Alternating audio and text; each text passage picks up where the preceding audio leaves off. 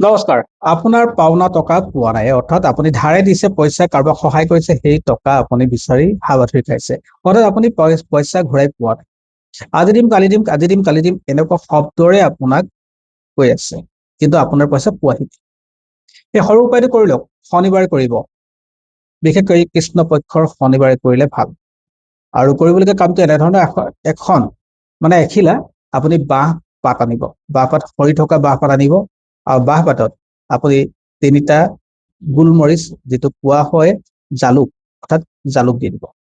আৰু জালুক 3টা জালুক বান্ধিব, আৰু বান্ধি এটা কাঁইট, অৰ্থাৎ নেমুৰ কাঁইটে তাক খুচি দিব, অৰ্থাৎ সেই পাতটো যাতে ৰৈ যায় তেনেকে খুচি দিব। আৰু খুচি গৈ আপোনাৰ পূৰ্বপুৰুষসকল য'ত মৰিশালি আছে বা ওচৰত যদি শ্মশান আছে, আপুনি শ্মশানত পুতি থৈ আহিব, সেই মানুহজনৰ যাতে পইচা পাব পাৰে, সেই প্ৰাৰ্থনা কৰি আপুনি পুতি থৈ আহিব।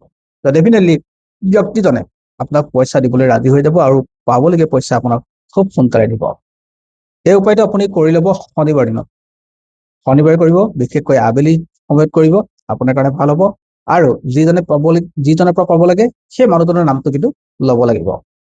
আকৌ কৈছো, বাঁহ পাতখিলাত আপুনি 3টা জালুক দিব, আৰু এটা কাঁইট, নেমুৰ কাঁইটে আপুনি বান্ধি দিব, অৰ্থাৎ খুচি পেলাই বান্ধি দিব।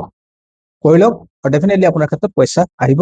আৰু বিভিন্নজনে পাৰিলে শ্বেয়াৰ কৰি দিব, যাতে সকলো এই ক্ষেত্ৰত মানে তেওঁলোকৰো সুবিধা হয় বা তেওঁলোকৰো লাভ হয়। ধন্যবাদ।